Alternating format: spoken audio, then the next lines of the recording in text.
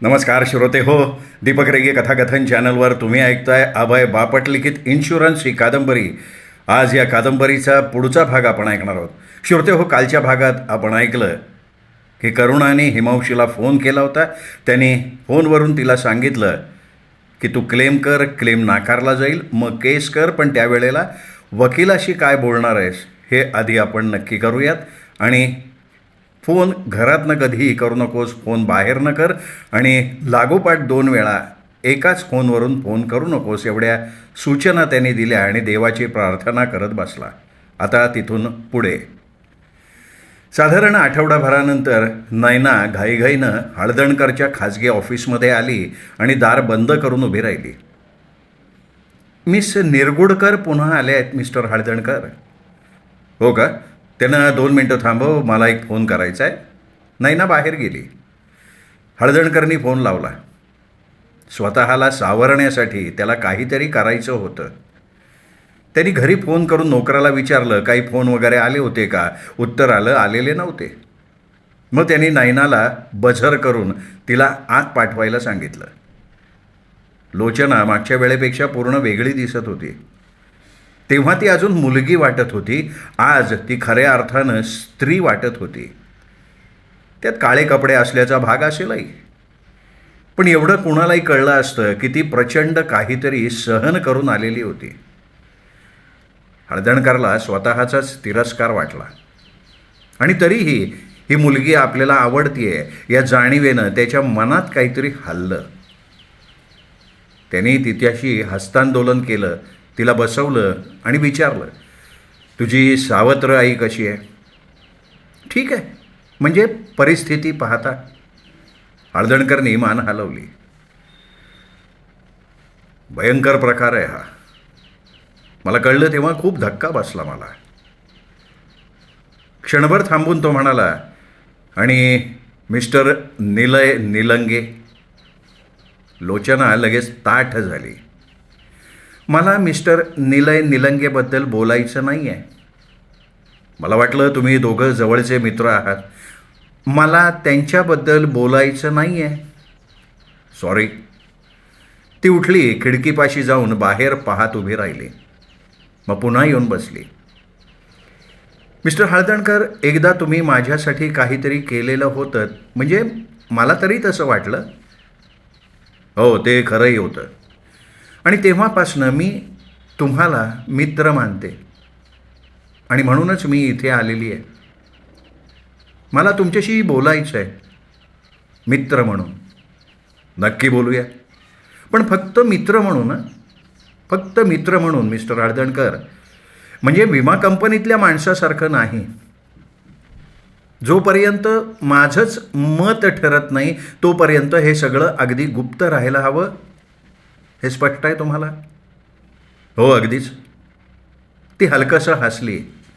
अरे हो, मी विसरले, मला तुम्हाला हिमांशू म्हणायचं होतं. हां, आणि मला तुला लोचना. तुमच्याबरोबर बोलताना मला किती सहज वाटतंय. हीच गंमत आहे. बोल ना, बोल मग. ती थोडा वेळ शांत बसली. हे माझ्या वडिलांबद्दल आहे. हो, त्यांच्या मृत्यूबद्दल. मला सतत वाटतं की त्यामागे काहीतरी वेगळंच आहे. हळदणकरनी तिच्याकडे बारकाईने पाहिलं. म्हणजे काय?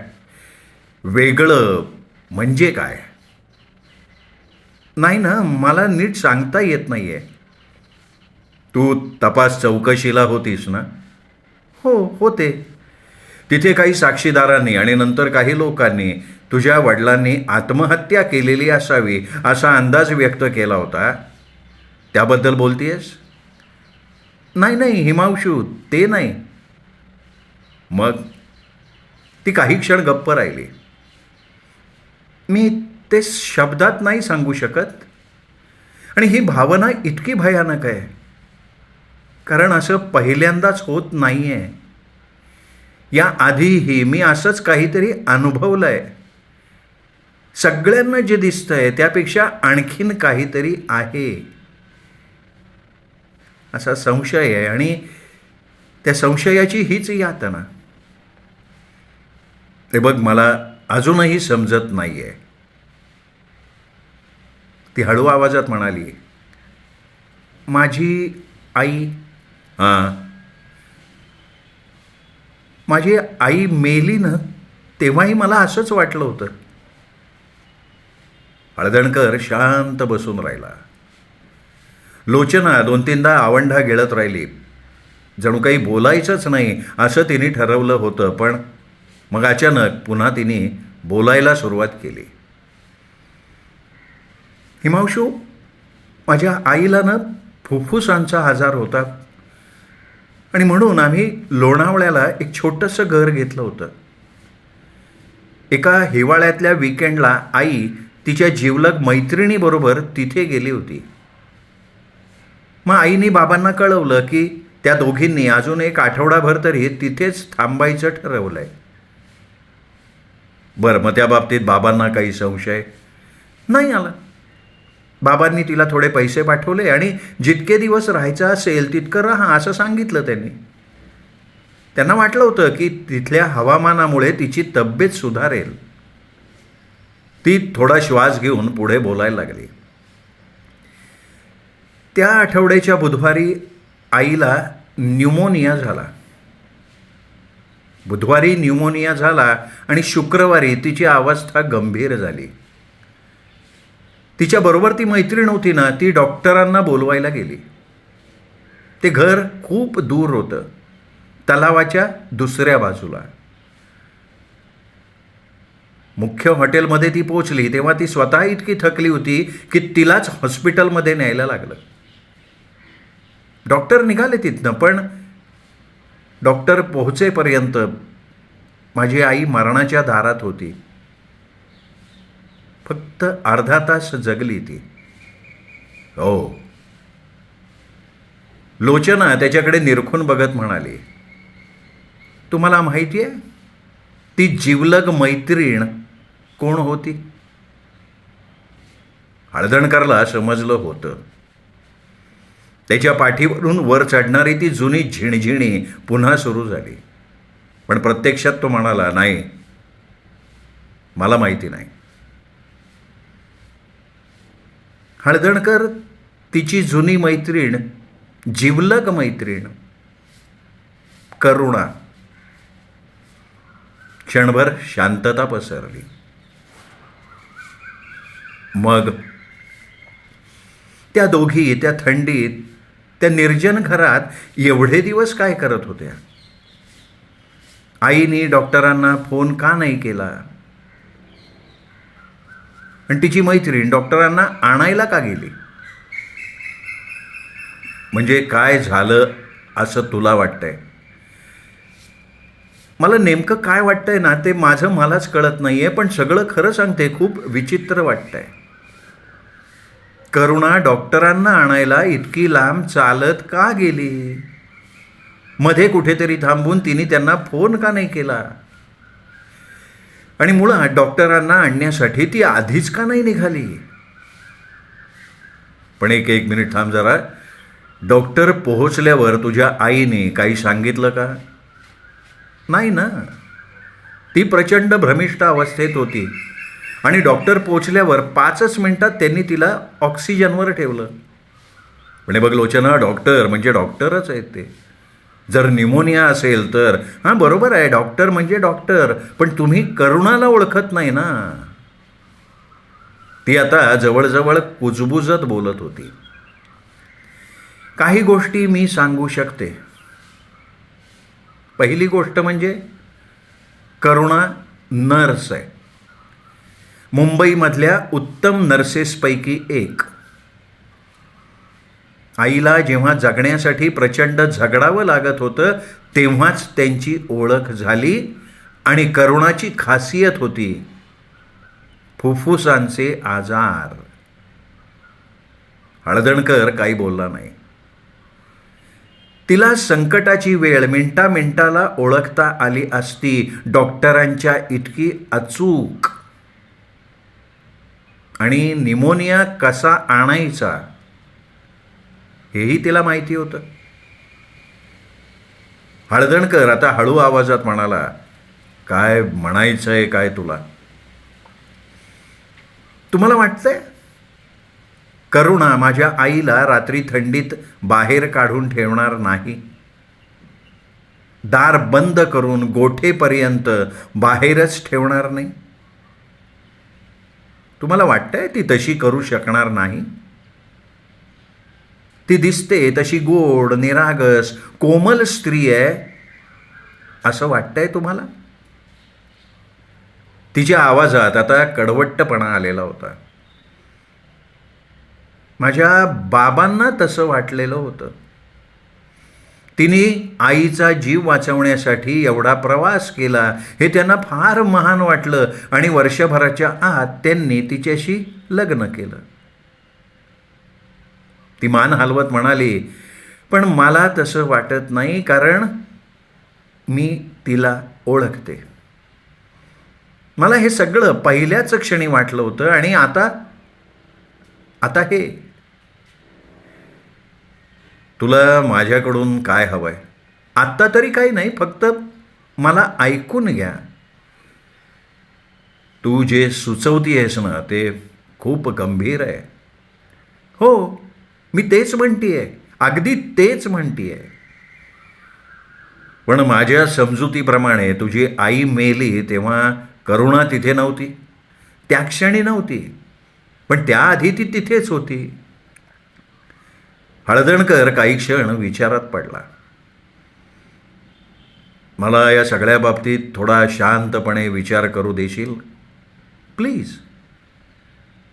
आज तू खूप अस्वस्थ आहेस आणि मी अजून सगळं सांगितलेलंही नाही आहे. आणखीन काय आहे? ती लगेच गप्प झाली. नाही, ते मी नाही सांगू शकत, कारण ते खरं असू शकतं यावर माझाच विश्वास बसत नाही आहे. राहू द्या. ती उठली. मला माफ करा हेमांशू, मी अशी अचानक इथे आले, पण खरं सांगते मी खूप अस्वस्थ आहे. हे तू कुणाला सांगितलंयस का? नाही, कुणालाच नाही. म्हणजे तुझ्या आईबद्दलचाही संशय? नाही, कधीच नाही, एका शब्दाने सुद्धा नाही. तसं करूही नकोस, आणि विशेषतः तुझ्या सावत्र आईसमोर तर अजिबात नाही. लोचना शांतपणे म्हणाली, मी आता त्या घरात राहतच नाहीये. नाही? मी आता एक छोटंसं अपार्टमेंट घेतलंय.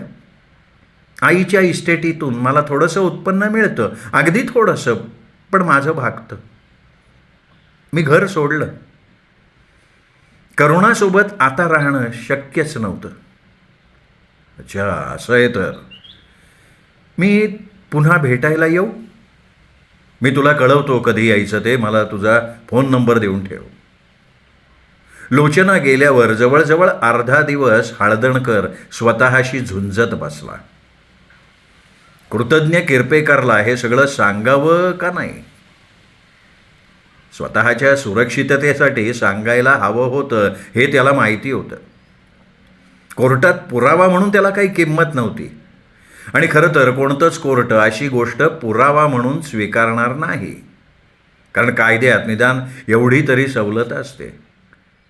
एखाद्या माणसावर एका वेळी एका गुन्ह्याचा खटला चालवला जातो. 2-3 वर्षांपूर्वी त्यांनी काही केलं असावं या संशयावर नाही. पण तरीही कृतज्ञ किरपेकरला नंतर कळलं की हळदणकरला हे सगळं माहिती होतं आणि त्यांनी ते लपवलं, तर ते फार वाईट दिसलं असतं. पण तरीही हळदणकर ते सांगू शकला नाही. कारण फक्त एकच होतं, लोचना त्याच्यावर विश्वास ठेवून बोलली होती आणि त्याने कुणाला सांगणार नाही असं तिला वचन दिलं होतं. साधारण 4च्या सुमाराला कृतज्ञ किरपेकर त्याच्या ऑफिसमध्ये आला आणि दार बंद केलं. हळदणकर, तो माणूस सापडला बरं का. कोण? तो रे निरगुडकर केसवाला. हळदणकरच्या अंगावरच काटा आला.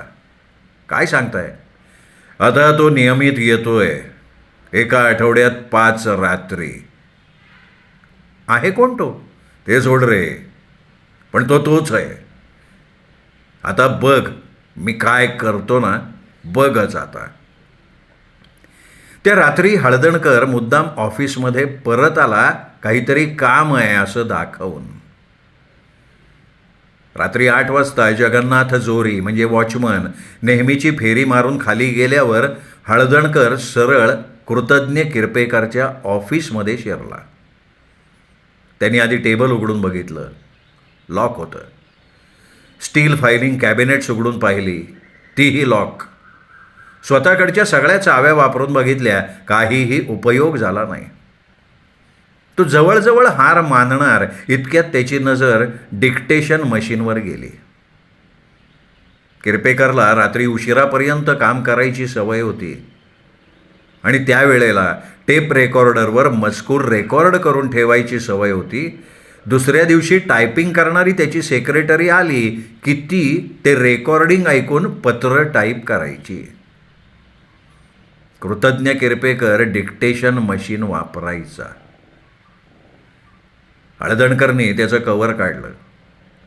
आत अजून एक रेकॉर्डिंग डिस्क होती, जवळजवळ 3/4 भरलेली. त्यांनी आधी खात्री करून घेतली की जगन्नाथ जोरी म्हणजे वॉचमन खालीच आहे आणि मग परत येऊन हेडफोन कानाला लावले आणि रेकॉर्ड सुरू केलं. सुरुवातीला नेहमीच कंटाळवाणं ऑफिसचं काम, क्लेम करणाऱ्यांना पत्र, आग लावण्याच्या एका केससंबंधी तपासकांना सूचना, एका क्लर्कला नोकरीवरून काढल्याची नोटीस. आणि मग अचानक मेमो, मिस्टर नवलकर यांच्यासाठी. विषय एजंट हिमांशू हळदणकर, गोपनीय, निरगुडकर फाईल. एजंट हळदणकरवर निरगुडकर केससंबंधी गुप्त नजर ठेवण्याच्या तुमच्या प्रस्तावाशी मी पूर्ण असहमत आहे. अर्थातच अशा प्रत्येक केसप्रमाणे या केसमध्येही एजंटवर आपोआप संशय येतो. त्यामुळे हळदणकरबाबत आवश्यक ती चौकशी मी केलेली आहे. त्यांनी दिलेली सगळं माहिती, घटना, आमच्या नोंदी आणि मृत व्यक्तीच्या नोंदीशी हे सगळं पूर्णपणे जुळणार आहे. गुन्ह्याच्या रात्री तो कुठे होता याची मी त्याच्या नकळत चौकशी केली आणि तो पूर्ण रात्र घरीच होता हे स्पष्ट झालेलं आहे. माझ्या मते त्यामुळे त्याच्यावरचा संशय संपतो. त्याच्या अनुभवाचा आपल्याला काहीतरी फायदा होईल. अनुभवी माणूस आहे तो अनुभवी असल्यामुळे आपण त्याच्यावर पाळत ठेवतोय हे त्याला लगेच समजेल आणि मग या केसमध्ये आत्तापर्यंत मिळालेलं त्याचं सहकार्य आपण गमावून बसू, जे पुढे अत्यंत महत्त्वाचं ठरू शकतं. याशिवाय फसवणुकीच्या केसेसमधली त्याची आत्तापर्यंतची कामगिरीही उत्कृष्ट आहे. म्हणून हा संपूर्ण प्रस्ताव रद्द करण्यात यावा अशी माझी ठाम शिफारस आहे. आदरपूर्वक. हळदणकरने पुन्हा तो भाग परत ऐकला. त्या शब्दांनी त्याच्या आत काहीतरी हालवलं. फक्त सुटकेची भावना नव्हती ती. कृतज्ञ किरपेकरनी त्याच्यावर विश्वास ठेवलेला होता आणि त्यामुळे त्याचं हृदय विचित्रपणे दुखायला लागलं होतं. मग पुन्हा थोडं नेहमीचं ऑफिसचं रेकॉर्डिंग आलं आणि त्यानंतर गोपनीय, निरगुडकर फाईल, साप्ताहिक तपास अहवाल, 17 जून समाप्त आठवडा. मुलगी लोचना निरगुडकर 8 जून रोजी घर सोडून 2 खोल्यांच्या वेगळ्या अपार्टमेंटमध्ये राहायला गेली. तिच्यावर पाळत ठेवण्याची गरज नाही असं मानण्यात आलं. विधवा करुणा 8 जूनपर्यंत घरीच होती. त्यानंतर गाडीने बाहेर गेली, एका दुकानामध्ये थांबली, फोन केला. पुढील 2 दिवस गाडी फेऱ्या केल्या. मार्केट आणि महिलांच्या कपड्यांच्या दुकानात ती गेली. 11 जूनच्या रात्री एक पुरुष पाहुणा रात्री 8:35 घरात आला. 11:48 तो निघून गेला. वर्णन: उंच, सावळा, वय अंदाजे 26-27. 12, 13, 14 आणि 16 जूनलाही भेटी पुन्हा झाल्या. पहिल्या भेटीच्या रात्री त्या पुरुषाचा पाठलाग करण्यात आला. त्याची ओळख पटली. निलय निलंगे.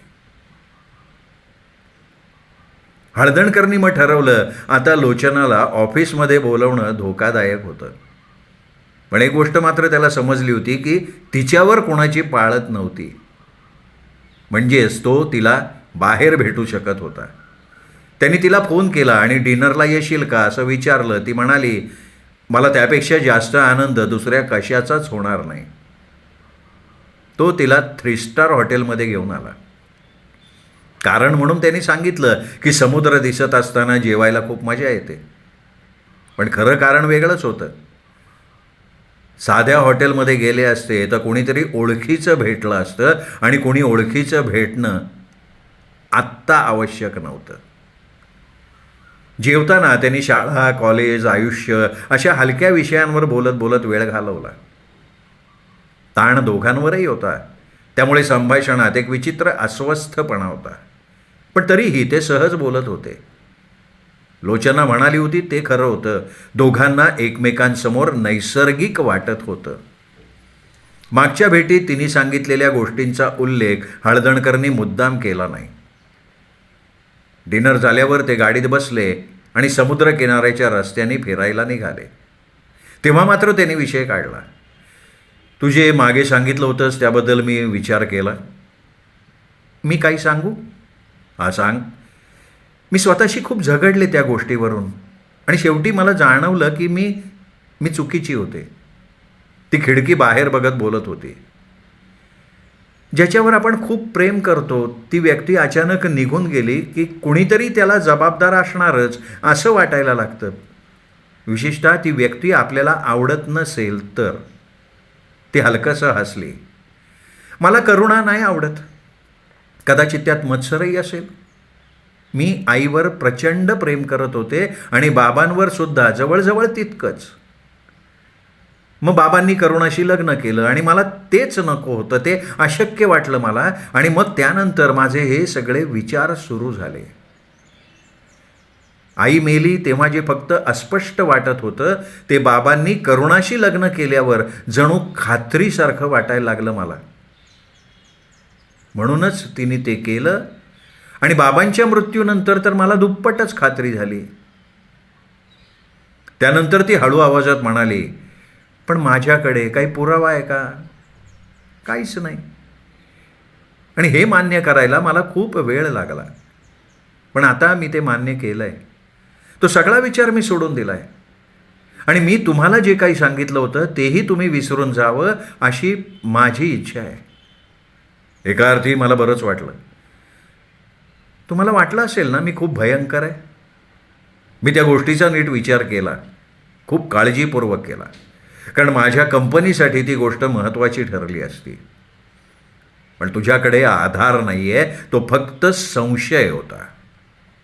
आणि आता तोही नाही आहे. तू पोलिसांना सांगशील तर काय सांगशील आता? तुझ्या आईचा मृत्यू, तुझ्या वडिलांचा मृत्यू आणि हे सगळं आधीपासून नोंदीत आहे. त्यात भर घालायला तुझ्याकडे काही नाही आहे. मग कशासाठी सांगायचं?